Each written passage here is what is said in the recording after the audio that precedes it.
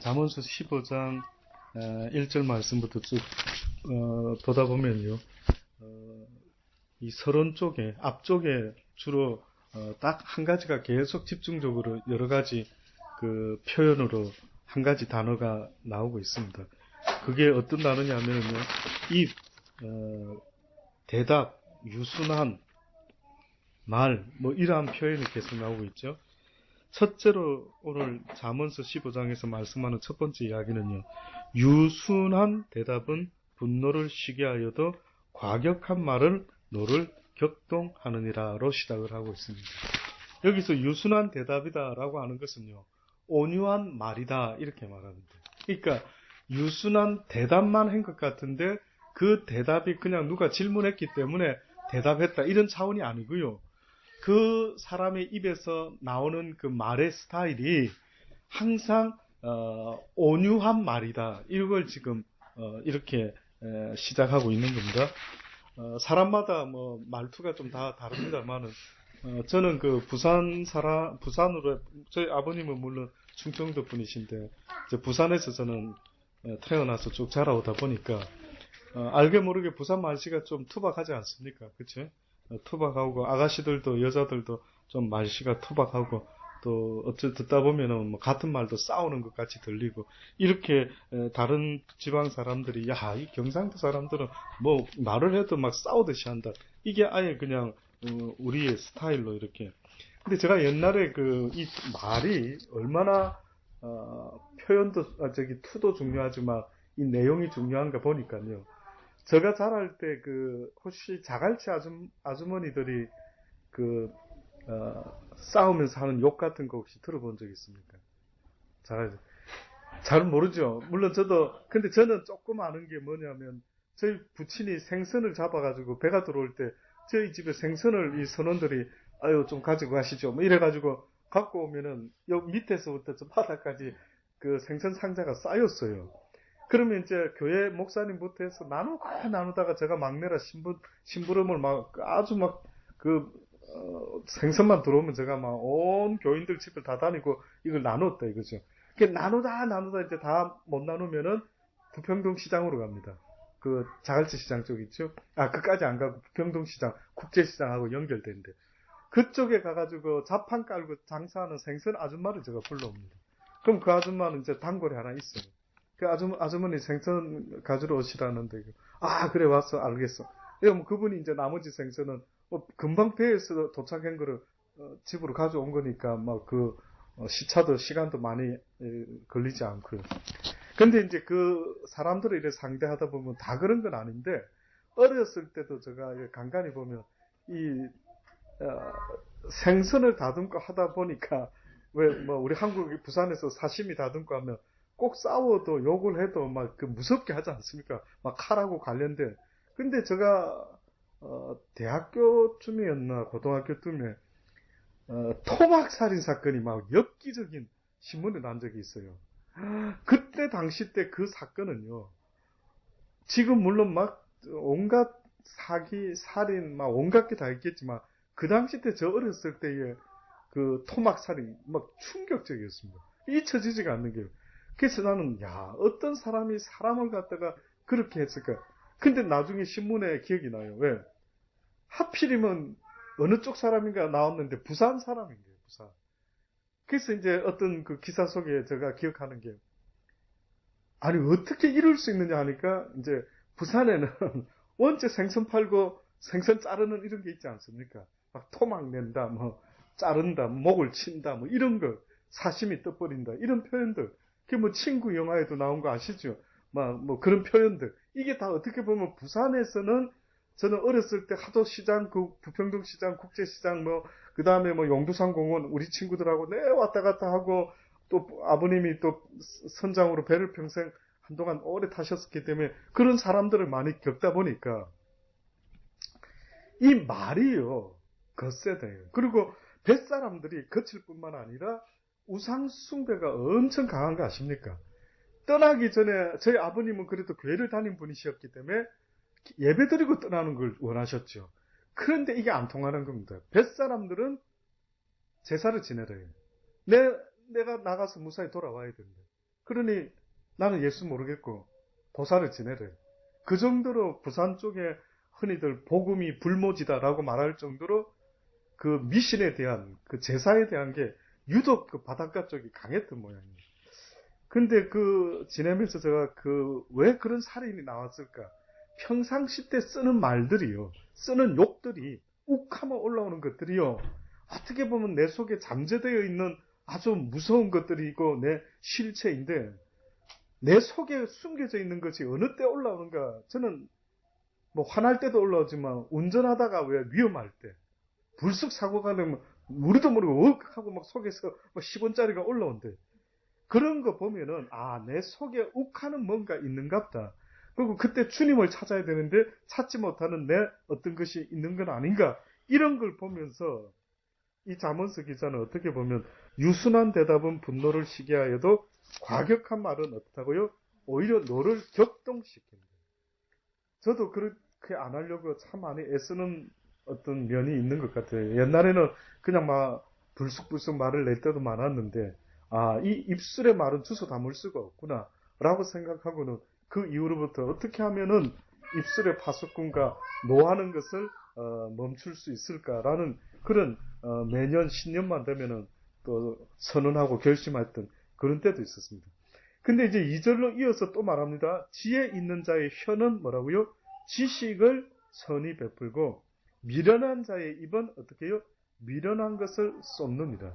그러니까 지혜 있는 자도 미련한 자도 가만히 있으면 뭐라고요? 모른다. 가만히 입 다물고 있으면 모르는데 지혜 있는 자나 미련한 자가 이제 소리를 내고 말을 하기 시작하면은 지혜로운 자의 그 말은 어떻다고요? 혀는 지식을 선히 베풀고. 무슨 지식 말하겠습니까? 성경에 말하는 지혜로운 자 누구 말할까요? 하나님을 아는 사람을 말합니다. 그러니까 지혜로운 하나님을 아는 자가 입을 열면은 여호와에 대한 지식을 전하는 입술이 되고 여호와를 알지 못하는 그 지혜가 없는 자는 입을 열면은 미련한 소리만 내고 앉아있대요. 한번 돌아보세요. 사람은 짐승과 다르게 짐승은요 태어날 때부터 유대인들이 늘 고민하는 게 하나님의 삼라만상을 통해서 하나님의 메시지를 읽으려고 하는 민족이 유대인입니다. 그래서 성경에 우리가 아는 시편에 해는 해에게 달은 달에게 날은 날에게 뭐 밤은 밤에게 소리는 들리는 건 없지만 여호와를 찬양하고 증거하고 있다라고까지 말하지 않습니까? 마찬가지로 짐승을 말할 때 그럽니다. 짐승의 특징과 사람의 특징을 유대인들은 특별하게 어떻게 표현했는지 아십니까? 짐승의 머리는 전부 다 땅을 향하고 있대요. 인정합니까? 그들이 말하기를 짐승은 특이하게 한번 봐라 이거라. 주변의 짐승들 좀 봐라. 짐승은 하나같이 고개를 이렇게 들고 하늘을 보면서 와 오늘 날씨 좋네. 이런 때는 너무 불편하게 만들어졌다. 너무 불편하게. 근데 사람만 유일하게 두 다리로 서서 고개를 똑바로 세워서 걷는 연장류라고 그러잖아요. 근데 유일하게 사람만이요. 하늘을 쳐다봐도 전혀 불편하지 않는 그 모습이 오직 사람에게만 있다. 짐승들은 하나같이 그의 눈과 시선이 땅을 향하도록 지어졌대요. 그 유대인들이 또 고민하는 겁니다. 그러고 보니 좀 일리가 있네? 그럼 왜 짐승들은 땅으로 향하도록 얼굴이나 이 모든 게 그렇게 편하게 지어졌지? 왜냐, 이거. 짐승들이 먹고 사는 것은 어디서부터 나오는 거예요? 땅에서부터 나온다. 땅에서. 그러나 인간만이, 시편 기자가 늘 말하는 것처럼 인간만이 그를 도울 수 있는 힘이 어디서부터 온다? 시온에서, 하나님으로부터. 인간은 그렇게 짐승과 다른 것을 성경은 누누이 말하면서 인간은 영적인 존재다. 저와 여러분은 영적이다고요. 밥만 먹고 살 수만 있어도 저도 얼마나 속편하겠습니까? 안 된다. 그건 안 된다.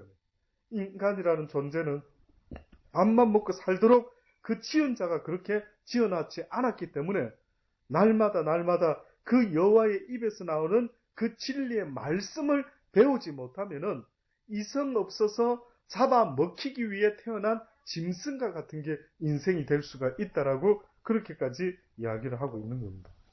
그래서 지혜 있는 자의 혀는 지식을 선히 베풀고 미련한 자의 입은 미련한 것을 쏟는다. 세 번째 또 말합니다. 3절에 여호와의 눈은 어디서든지 악인과 선인을 감찰하는데 무엇으로 감찰하나 봤더니만 또 뭐라고 말하는지 아십니까? 잠언서 기자가 올량한 혀는 곧 생명나무라도 패려한 혀는 마음을 상하게 하느니라. 이렇게 또 말을 하고 있는 거예요. 결국은 올량한 혀, 이 말의 입에서 나오는 이 아주 올량한 혀, 한번 설명 굳이 하자면 따뜻하고 부드럽고 선량하고 악의가 없고 지혜로운 이 혀는, 이 말은 생명나무들. 인간이 죽고 사는 게 어떻게 보면 말의 권세에 달려있다. 이 새치 입이 내 인생을 죽이기도 하고 살린다. 잘 생각해 보세요. 사람과 대화할 때도 우리가 말할 때 조심 안 하면 실수 이 말 해버리면 상대방이 딱 듣고 속에 새기죠. 저 인간이 저렇게 말하는 거 보니까 나를 그렇게 생각하고 있었어? 뭐 이러면서 새긴단 말이에요. 그렇죠? 마찬가지로 이 말을 잘하면은 오히려 상대방 힘든 사람, 낙심한 사람을 이렇게 세운대요. 물론 때로는 힘이 빠진 몸을 맛있는 거 고기 사 먹이면 힘이 나죠. 주변에 보세요. 인생이 진짜 궁극적인 위험한 문제는 먹고 사는 거는 건강한 엠만만 일하면 먹지 않습니까? 더욱 심각한 문제는요. 절망, 좌절, 어찌할 바 몰라하는 이럴 때는 어떻게 해야 됩니까, 형님? 이럴 때는 어떻게 해야 됩니까, 사장님? 이럴 때 이게 얼마나 인생이 그 내 삶 속의 주변에 정말 그럴 때마다 하나님의 지혜로 물어볼 만한 사람이 대답해 줄 만한 사람 한 사람이라도 둘 수 있다면 얼마나 그게 복되고 귀하고 값진지 모릅니다. 혹시 구약에 나오는 멋진 여인이 하나 있어요. 한번 찾아볼게 들어보셨는지 모르겠습니다. 아비가일이라는 여인 혹시 들어보셨습니까? 그 남편 이름은 나발. 이름도 참 그렇죠. 한번 볼까요? 사무엘상 25장. 사무엘상 25장.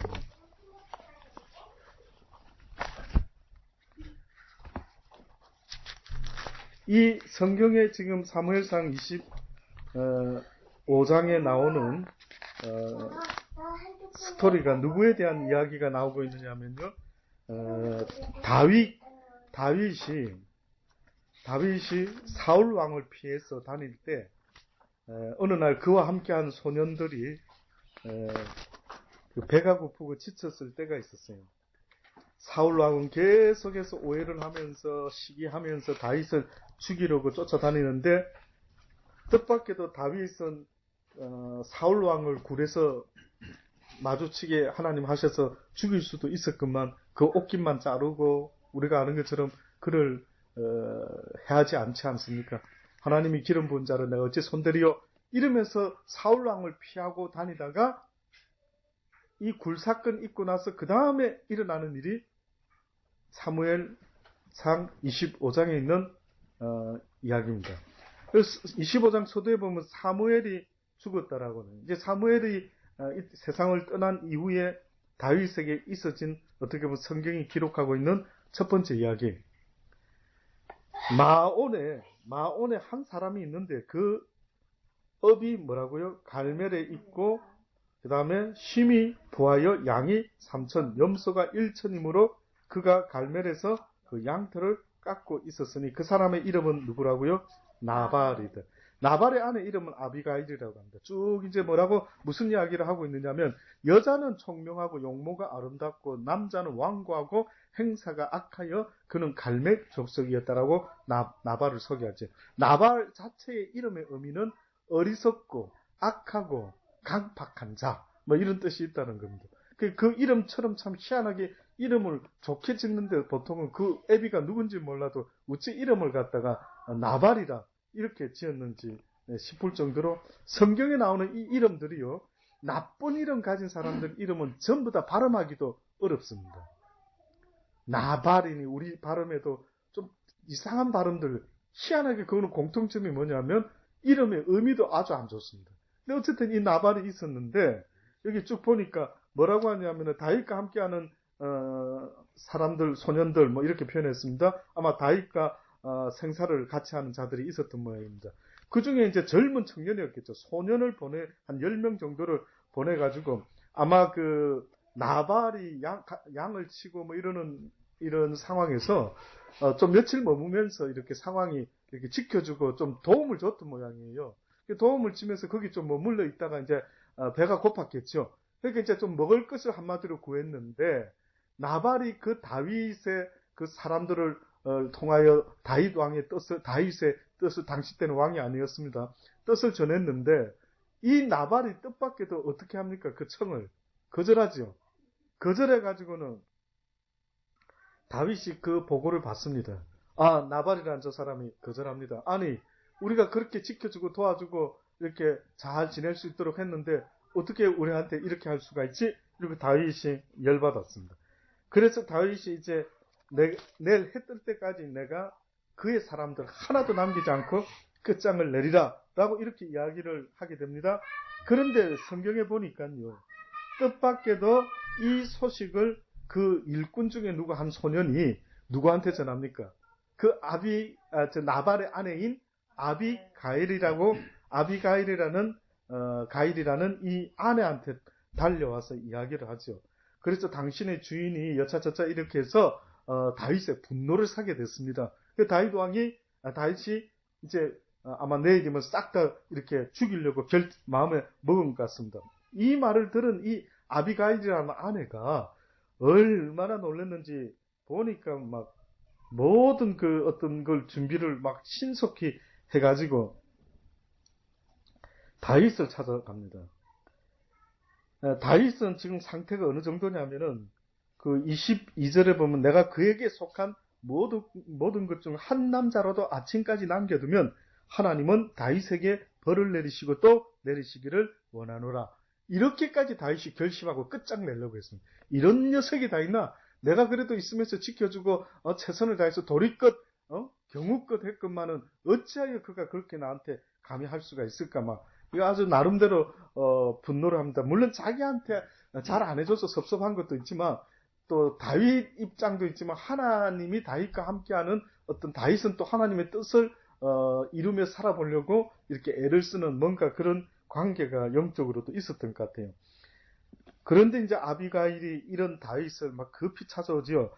23절을 보니까 아비가일이 다윗을 보고 급히 나귀에서 내려와서 다윗의 앞에 엎드려 그 얼굴을 땅에다 대고 다윗의 발에 엎드려 가로되. 자 보세요. 지금부터 제가 왜 이 아비가일의 여인을 이야기를 하려고 하느냐면 이 정도쯤 되면 참 성경이 말하는 지혜로운 여인, 그 입에서 무슨 말을 내고 있는지 한번 보세요. 한 샘플이. 제가 볼 때는 이런 여인을 아내로 갖고 있는 남편 입장은 와, 행복하겠다. 어떻게 이런 여자를 다 얻지? 또 이 여인은 어떻게 이렇게 표현을 하지? 진짜 놀랄 놀자입니다. 보세요. 이 나발이라고 하는 이 어리석은 자가 어떻게 이렇게 멋진 여인하고 결혼해서 살고 있었는데 그 가치를 모르고 그렇게 늘 어리석게 강팍하게 미련하게 행동했는지, 결국 온 집 식구가 다 망할 뻔하고 과부될 뻔했는데 달려와서 다윗에게 이야기합니다. 여종으로 주의 귀에 말하게 하시고 이 여종의 말을 들으소서. 원하옵나니 내 주는 이 불량한 사람, 자기 남편 이 불량한 사람 나발을 개의치 마옵소서. 그 이름이 그에게 적당하니 그 이름이 나발이라. 그는 미련한 자니이다. 여종은 내 주에 보내신 소년들을 보지 못하였나이까. 내 주여 여호와께서 사시고. 저는 이게 참 특이한 겁니다. 이 여자가 다윗 왕에 대한 이야기를 물론 듣기도 들었겠지만 이 여자가 뭔가 평범하게 다윗을 알고 있은 게 아닌 것 같아요. 쉽게 말해서 영적인 분별과 영적인 뭔가가 있었던 것 같아요. 우리가 사람을 보면 저 사람 나쁘다 좋다 이 정도 보지만 영적인 사람들은 어떻게 볼까요? 뭔가 하나님이 알게 하는 뭔가 있는 것처럼 뭔가 하나님과 여호와를 경외하는 그 어떤 뭔가 영적으로 깨어있는 여인이 분명한 것 같아요. 이런 말은 그런 여인이 아니면 과연 할 수 있을까? 보세요. 내 주여 여호와께서 사시고 내 주도 살아 계시거니와 내 주의 손으로 피를 흘려 친히 보수하시는 일을 여호와께서 막으셨으니 내 주의 원수들과 내 주를 폐하려 하는 자들은 나발과 같이 되기를 원하나이다. 여종이 내 주에게 가져온 이 예물로, 놀랍죠? 여종이 아주 자기를 최대한 낮추면서요, 그 다음에 다윗을, 굉장히 왕도 아닌데 그 당시 때는 아직 왕도 아닌 다윗을 갖다가 뭔가 하나님이 인정한 사람이라는 것을, 앞으로 하나님이 이 사람에 대해서 어떻게 할 거를 뭘 다 알듯이, 우리는 성경을 통해서 잘 알고 있지만 이 여인은 이 당시 때 이제 사무엘도 죽었고, 뭐 이스라엘 백성들에게는 사무엘이 뭐 누구를 만났다고 누구에게 기름 부었다, 뭐 좀 그런 소문도 분명히 있기는 있었겠죠. 그러니까 어떻게든 이 여인은 뭔가를 좀 아는 듯이요, 여종이 내 주에게 가져온 이 예물로 내 주를 쫓는 이 소년들에게 주게 하시고 주의 여종의 허물을 사하여 주옵소서. 여호와께서 반드시 내 주를 위하여 든든한 집을 세우시리니 이는 내 주께서 여호와의 싸움을 싸우시며 내 주의 일생에 내 주에게서 악한 일을 찾을 수 없음이니이다. 그쵸? 이 여자가 지금 다윗을 지가 어떻게 한다고, 뭐 누군가에게 무슨 말을 들었는지, 하나님이 뭘 가르쳐 줬는지, 이렇게 지금 성경에 보니까 말을 하고 있습니다. 사람이 일어나서 내 주를 찾아 내 주의 생명을 찾을지라도 내 주의 생명은 내 주의 하나님 여호와와 함께 생명싸개 속에 쌓였을 것이요 내 주의 원수들의 생명은 물매로 던지듯 여호와께서 그것을 던지시리이다. 여호와께서 내 주에 대하여 하신 말씀대로 모든 선을 내 주에게 행하사 내 주를 이스라엘의 지도자로 세우신 때에, 와, 뭔가를 알고 있는 것은 확실합니다. 내 주께서 무죄한 피를 흘리셨다든지 내 주께서 친히 보수하셨다든지 함을 인하여 슬퍼하실 것도 없고 내 주의 마음에 걸리는 것도 없으리니 다만 여호와께서 내 주를 후대하신 때에 원컨대 내 주의 여종을 생각하소서. 하나님이 당신을 언젠가 분명히 지도자로 세우실 터인데, 근데 그때 되면은 당신이 원수를 갚았다라고 말하면은 이건 하나님 앞에 허물이지 않습니까? 원수는 항상 여호와 하나님이 갚는 것이라고 하지 않았습니까? 그러니 우리가 친히 원수 갚을 생각하지 마시고 원수는 하나님께 맡겨드리고, 오히려 당신은 나중에 지도자로 왕으로 세움을 받을 때에 하나님과 온 백성들 앞에 점도 흠도 없는 자의 모습으로 서시면 어떻겠나이까? 이렇게 말을 한 것입니다.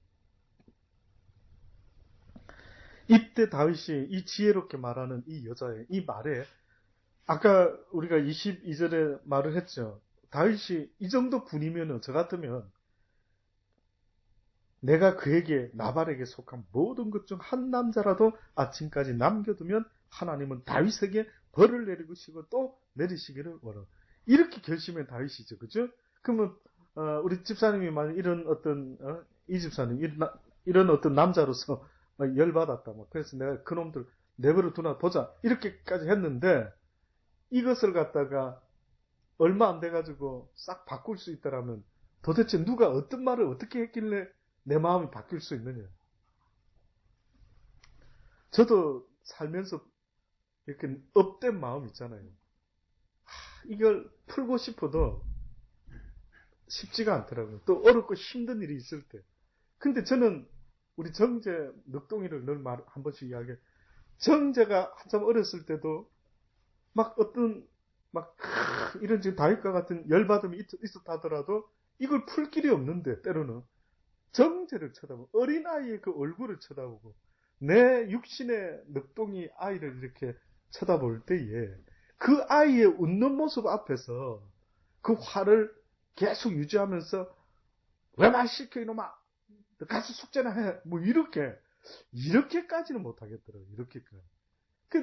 근데 아이를 쳐다보고 또 나하고 관계 있으니까 내가 뭐 화낼라 하다가 참는다, 이해가 됐죠? 근데 이 다윗이 이 정도로 성경에 보면 다윗이 열받은 건 참 보기 쉽지 않는데, 그런데 이 여인이 이렇게까지 말을 했더니만 다윗이요, 마음이 바뀌어버린 거예요. 다윗의 마음이 움직여버린 거예요. 그래서 뭐랍니까? 아비가일에게 이르되 오늘날 너를 보내어 나를 영접케 하신 이스라엘의 하나님 여호와를 찬송할지라. 내 지혜를 칭찬한다. 또 내게 복이 있을지라. 오늘날 내가 피를 흘릴 것과 친히 보수하는 것을 내가 막았다. 나를 막아 너를 해하지 않게 하신 이스라엘 하나님 여호와의 사심으로 맹세하노니 내가 급히 와서 나를 영접하지 아니하였더라면 밝은 아침에 과연 나발에게 한 남자도 남겨두지 아니하였으리라. 그리고 이제 모든 걸 다 먹고 떠납니다. 그 다음에 사건 궁금하지요. 나발의 삶이 어떻게 되는 줄 아십니까? 얼마 못 되어가지고 하나님께서 그를 쳐버리는 거예요. 나발이 죽어버려요. 그 나발이 죽고 그 다음에 방금 이 아비가일이라는 이 아내가 과부가 돼버립니다. 그 소식을 들은 다윗이 어떻게 합니까? 사람을 보내어서 아비가일을 다윗의 아내로 청합니다. 아비가일이요, 다윗의 아내가 됩니다. 놀랍죠? 남의 아내였던 그 여인을 어떻게 보면은 굳이 다윗이 아내로 취할 수 있었을까? 다윗이 그 여인에게 무엇에 반했을까? 어떻게 보면은 그 여호와 하나님을 지혜롭게 말하는, 그 지혜를 가지고 말하는 그 여인의 그 영적인 어떤 모습을 보고 아마 그렇게 마음이 움직였던 거예요. 이처럼 한 사람의 말이요, 이렇게 수많은 사람을 죽일 뻔했던 이 노에서, 분에서 이렇게 생명을 살리는 지혜로운 말이 되었다라고 성경은 분명히 우리에게 말씀해주고 있는 것입니다. 우리의 입술이 이사야 6장 한번 보십니다. 우리의 입술이 무엇을 상징하는지를 한번 보도록 할게요. 우리의 입술이라는 존재가 영적으로 어떤 존재인지를 이사야 6장입니다. 이사야 6장에 말씀하는 말씀에 보면은 이사야 6장 5절의 말씀부터 5절에 물론 앞에 우리가 잘 알죠. 이사야 6장. 네. 이사야 6장 6장은 우리가 아는 것처럼 그 우시야 왕의 죽던 해에 이사야가 내가 본즉 주께서 높이 들린 보좌에 앉으셨는데 그 옷자락은 성전에 가득하고 스랍들을 모셨었는데 각기 6날개 있고, 이렇게 아마 이사야가 성전에서 어떤 영적 체험을 합니다. 하나님의 어떤 영광의 임재 가운데 어떤 경험을 하게 됐죠. 그때 이사야가 뜻밖에도 보세요. 6장 5절 잊어먹지 마십시오. 그때에 내가 말하되, 그때에 이 이사야가 말하기를 화로다 나여 망하게 되었도다. 나는 어떤 사람이라고요? 입술이 부정한 사람이요, 입술이 부정한 백성 중에 거하면서 만군의 여호와이신 왕을 배웠습니다. 이렇게 말합니다. 그러면 이 말씀을 볼 때에 이사야라는 사람이 하나님 앞에서 하나님의 임재 가운데 자기를 돌아보게 되었는데, 하나님의 임재 가운데 자기를 돌아보게 돼요. 저는 이게 너무 성경적인 것 같고 너무 멋진 것 같아요. 어떤 사람은 하나님의 영적인 경험, 영적인 체험하고 뭐 입신하고 어쩌고 저쩌고 하는데 뭐 천국을 보고 왔고 뭘 했고 어떻게, 그럴 수 있겠죠. 그런데 실질적으로 하나님의 임재 앞에, 하나님의 영광 앞에, 하나님의 영적 체험 앞에 만약에 경험을 했다라고 할 때 가장 먼저 복된 경험이라 한다면 나를 돌아보는 거예요. 나를.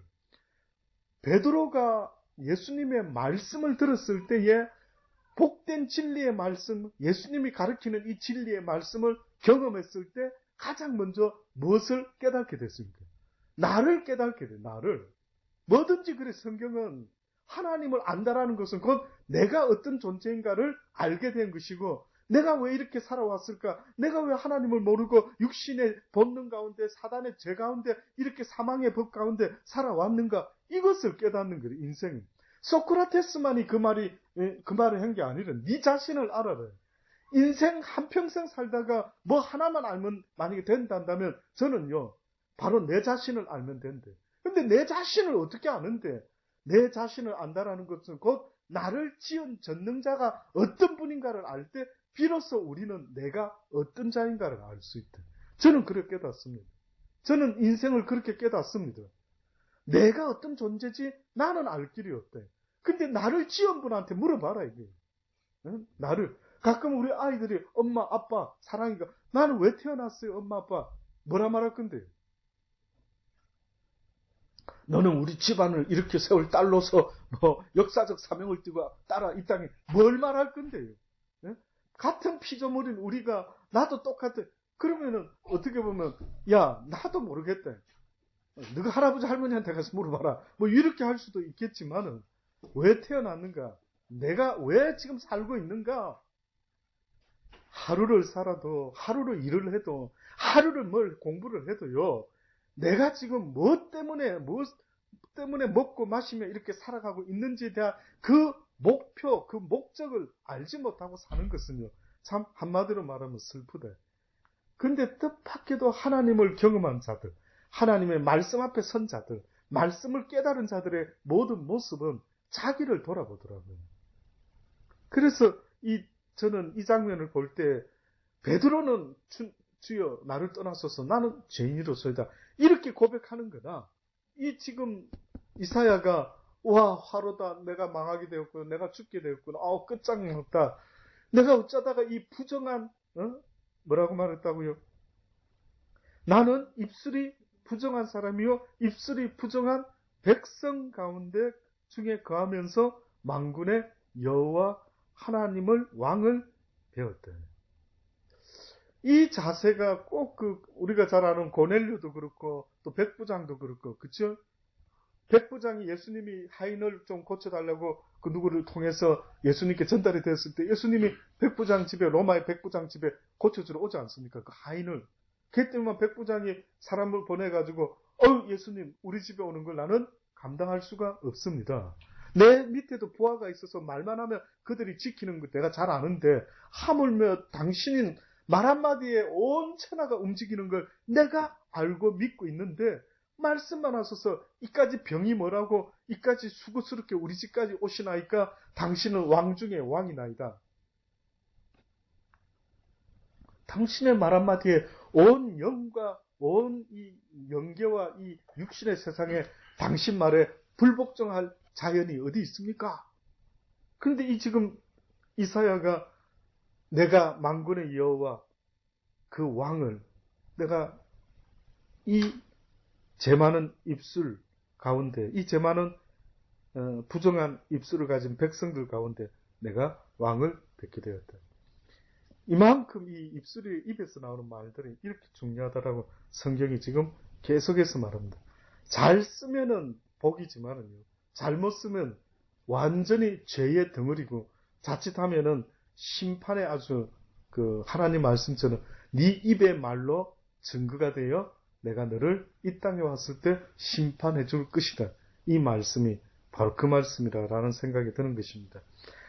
이때에 어찌할 바 몰라해서 진짜 베드로같이 하나님 내가 성전을 떠나겠나이다. 뭐 이렇게 했어야 되는 상황이 벌어졌는데 이때 오히려 하나님께서 은혜를 베푸시고 그에게 제단의 숯불 하나를 핀 숯불을 가지고 그에게 날아가서 그의 입에 대니 가르되 보라 이것이 내 입에 닿았으니 내 악이 제하여졌고 내 죄가 사하여졌는다. 이 입술이 완전 죄의 심볼이다. 심볼. 이 입에서 입 관리만 잘해도 죄 한 반 이상은 줄일 수 있는 이런 상황입니다.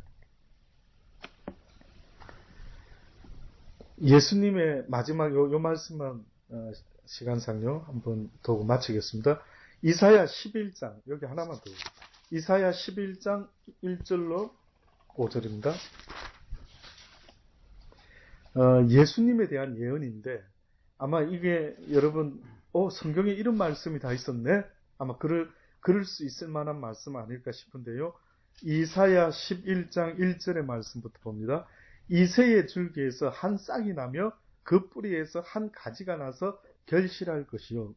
여호와의 신 곧 지혜와 총명의 신이요 모략과 재능의 신이요 지식과 여호와를 경외하는 신이 누구 위에 강림하시려니 바로 누군가 그 위에 강림하시는데 그가 여호와를 경외함으로 즐거움을 삼을 것이며 그 눈에 보이는 대로 심판치 아니하며 귀에 들리는 대로 함부로 판단치도 아니하는 그는 아주 공의로운 판단자로서 공의로 빈핍한 자를 심판하며 정직으로 세상의 겸손한 자들을 판단할 것이며 여기까지는 우리가 늘 우리 성경의 귀한 말씀. 근데 그 다음 보세요. 그 입의 막대기로 세상을 치며 입술의 기운으로 악인을 죽일 것이며 이렇게 이야기를 하고 있어요. 그 입의 막대기로 이렇게 표현했죠. 그죠? 그는 누굽니까? 지금 여기서 말하는 이새의 줄기에서 한 싹이 난다. 누구 말합니까? 예수 그리스도를 말하죠. 이 예수 그리스도 그분이 공의로 판단하시고 공의로 모든 것을 행하실 그분의 입에서 나오는 이 말씀을 갖다가 한편으로는 막대기라고도 말을 하고 다시 말하면 이 막대기라는 것은 결국 성경의 말씀은요. 우리에게 듣기 좋은 공자왈, 맹자왈의 말이 아닙니다. 막대기라고 하는 것은 표현을 어떻게 씁니까? 양이 있어요. 그러면 양을 인도하는 목자가 있죠. 그러면 양을 잘 인도하기 위해서는 기본적으로 목동이 갖고 있는 게 있다면 뭘 것 같습니까? 지팡이, 막대기 아닐까요? 그러니까 여호와의 지팡이가 나를 그 지팡이가 어떻게 보면은 막대기가 양을 갖다가 잘 몰고 가기 위해서 말 안 들으면 엉덩이도 때리고 이래 하지 않습니까? 근데 지금 이 이사야가 예언을 하는데 언젠가 이 땅에 이새의 아들 다윗의 후손으로 예수 그리스도라는 하나님의 아들이 나타날 건데 그분은 공의로우시고 정의로우신 분인데 그분의 입에서 나오는 어떤 말들은 인간에게 막대기가 된다. 막대기. 때려치면서까지 어디 좋은 목적을 향해서 인간을 인도하는 막대기 돼. 우리를 인도하는 말은 듣기 좋은 말, 멋진 말 하셨네. 이런 말도 있지만 성경이 말하는 예수 그리스도의 말은 징계의 말이다. 징계의 말. 그래서 성경의 첫 말씀, 첫 외침, 세례 요한도 그렇고 예수도 그렇고 뭐라고 외칩니까? 회개하라. 이 독사의 자식들아. 회개하라. 천국이 가까웠다. 듣기 좋은 소리가 아니래. 교회 안에서 수많은 목사들이 듣기 좋은 설교할 수 있겠지만은 실질적으로 듣기 좋은 소리만 듣고 좋다 편안하다 은혜 된다 드라마 보고도 은혜 되고 그저 다른 어떤 사람 슬픈 사람 불쌍한 사람 암 투쟁하는 사람 투병하는 사람의 그 감정 이야기 들어도 눈물이 나고 감동이 된대. 하나님의 말씀은 그런 식의 감동 듣고 참 멋진 말 은혜로운 말 성경을 읽어봐요. 어떻게 보면 은혜로운 말이 어디 있는데 사랑하라. 왜 사랑하지 못하느냐. 너희가 어떻게 그 불순종한 목이 곧은 자들아. 계속 징계를 하고 계속 야단치는 모습을 예수님을 통해 볼 수 있지 않느냐. 예수님의 모습 보세요. 유대인 쫓아다니면서 바리새인 쫓아다니면서 이 독사의 자식들아 그러면 안 된다. 그렇게 하면 안 돼. 계속해서 징계를 하고 막대기로 때리는 모습이 나오는 거 보시지 않습니까? 이 입에서 나오는 말씀이 하나님의 백성에게는 막대기라고 말했지만 그 다음에 뭐라고 말합니까? 그 입의 막대기로 세상을 치며 그 다음에 입술의 기운으로 악인을 죽일 것이며 이렇게까지 말합니다. 아무쪼록 저는요 이 하나님의 말씀을 이 징계에 좀 먹기 딱딱한 자꾸만 좀 저도 예를 들어서 목회를 하면서 사람들에게 듣기 좋은 이야기 아주 재미난 예화 해서 이야기를 해볼 수도 있겠죠.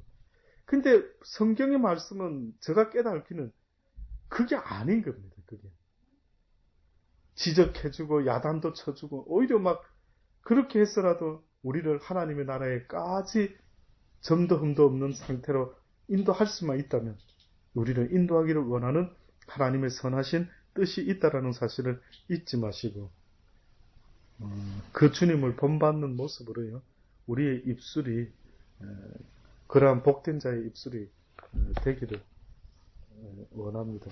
잠언서 우리 본문 다시 잠깐만 마무리하고 마칩니다.